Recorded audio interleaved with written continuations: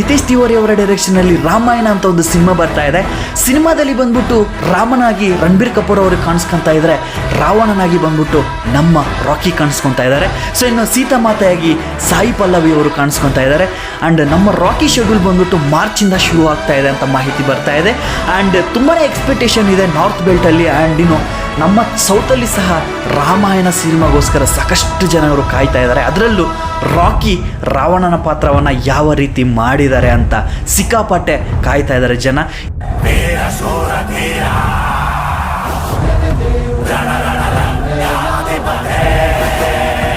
So ಇನ್ನಷ್ಟು ಜನ ರಾವಣನ ಪಾತ್ರ ನೆಗೆಟಿವ್ ಶೇಡಲ್ಲಿ ಏನಾದರೂ ತೋರಿಸಿದ್ರೆ ಸ್ವಲ್ಪ ಡಿಸಪಾಯಿಂಟ್ ಆಗುವ ಸಾಧ್ಯತೆಗಳು ಇದೆ. ನೋಡೋಣ ಯಾವ ರೀತಿ ಬರುತ್ತೆ ಏನು ಅಂತ. ಈಗಾಗಲೇ 2026 ಪಾರ್ಟ್ 1 ಬರ್ತಾ ಇದ್ರೆ 2027 ಪಾರ್ಟ್ 2 ರಿಲೀಸ್ ಆಗ್ತಾ ಇದೆ. ಆ್ಯಂಡ್ ಇನ್ನು ಈ ಸಿನಿಮಾದ ನೆಕ್ಸ್ಟ್ ಅಪ್ಡೇಟ್ ಏನಾದರೂ ಬಂದರೆ ಖಂಡಿತ ನಿಮಗೆ ತಿಳಿಸ್ಕೊಡ್ತೀನಿ ಅಂತ ಹೇಳ್ತಾ